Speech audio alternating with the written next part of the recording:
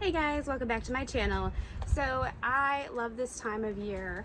Springtime is my favorite time to be out in the garden, and it's been a little cold here in the Chicago area. We're in zone 5.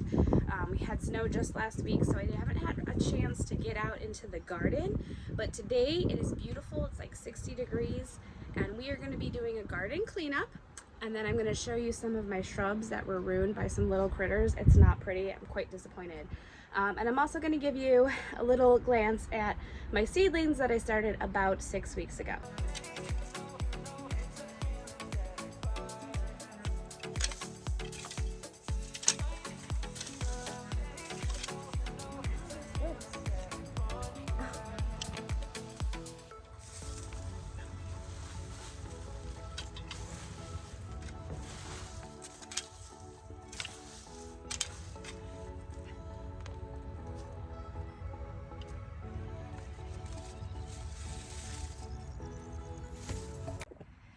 Alright, so I'm going to try and work this side and work around this hose.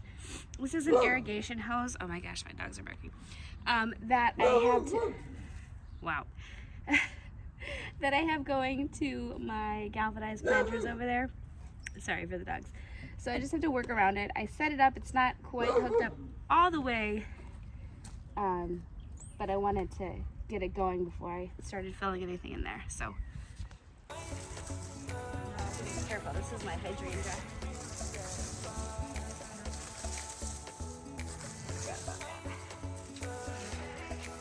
Oh, there's mushrooms in here.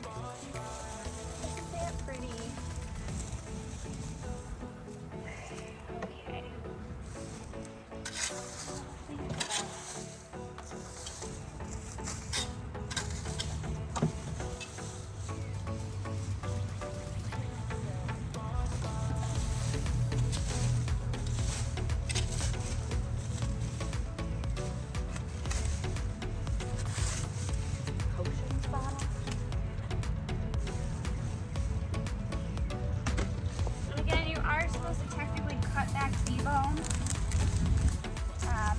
That can get diseases. I was just lazy.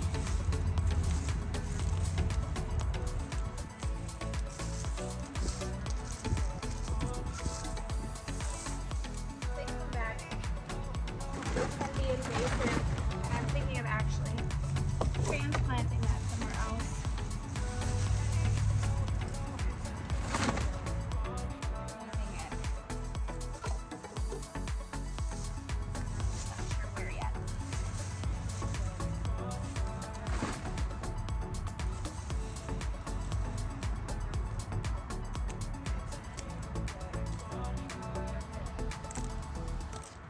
And this one too. This is salvia. And I was thinking of transplanting that as well.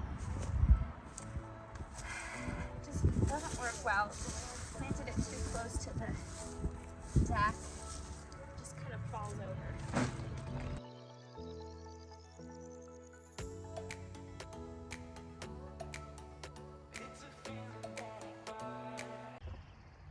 I love this season, but it's also the worst season for dogs. Look at their tracks.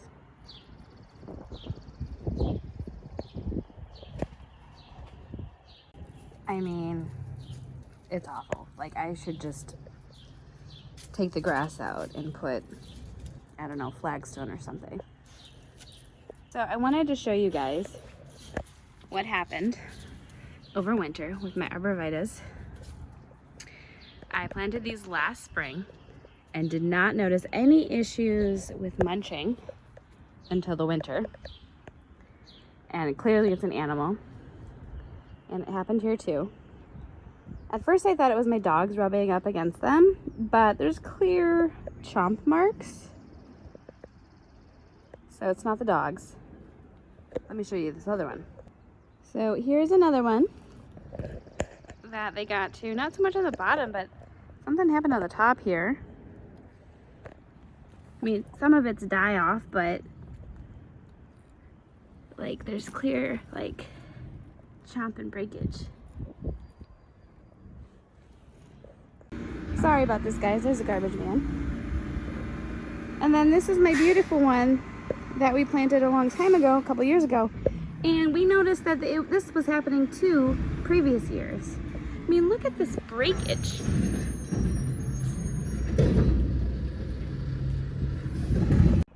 So here in Zone 5, a lot of people think you can't grow mums as perennials.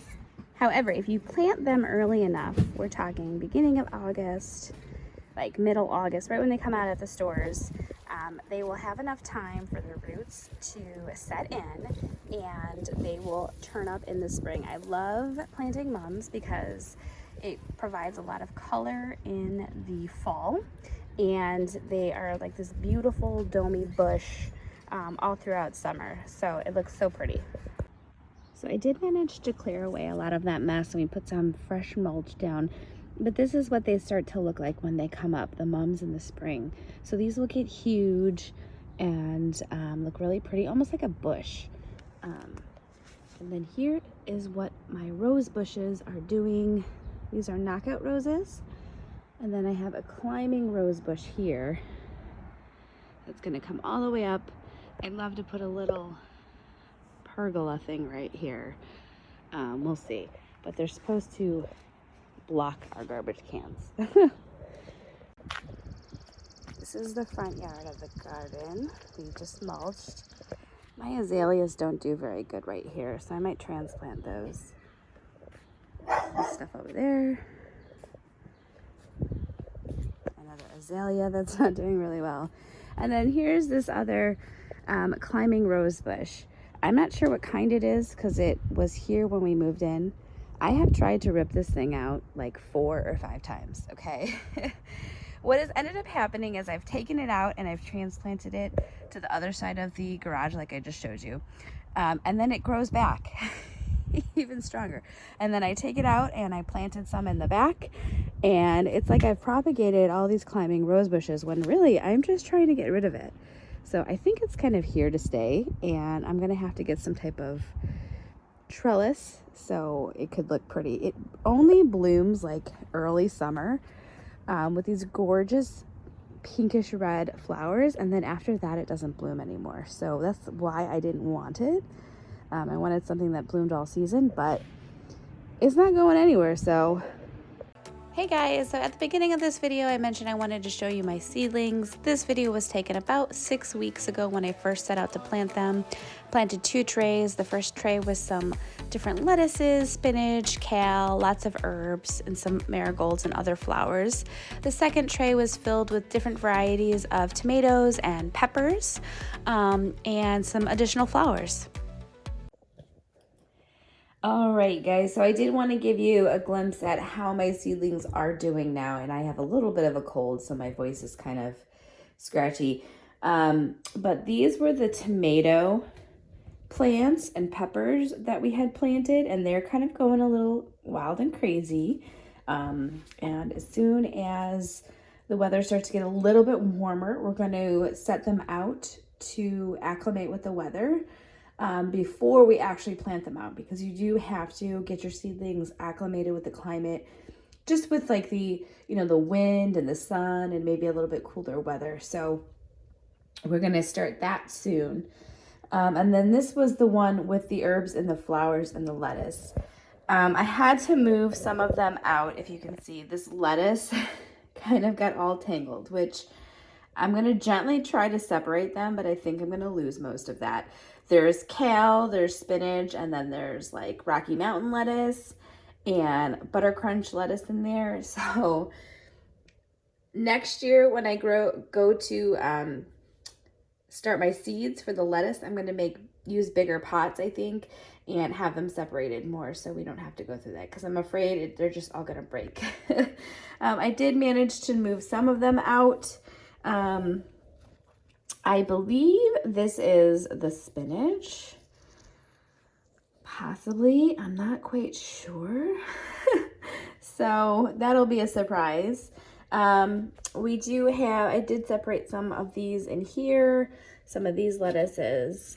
Yeah, I think this is actually probably the kale. I'm not sure. But then we have marigolds, which are looking great. And then this, I believe, is my lavender, according to my little spreadsheet that I had. And this is amaranth here. So they kind of started to tangle, but I gently separated them. And then the stuff that I was able to remove, like the herbs, we're gonna come over here. We got milkweed, basil, lots of good basil. I don't know why I planted so much, but I did. Cilantro is here, and this is thyme. I planted a lot of thyme just because it's one of my favorite herbs to cook with. And then I even planted some in this little cute bucket that's gonna go sit outside when it gets nicer out. But I planted those a couple of days ago and they're looking pretty good.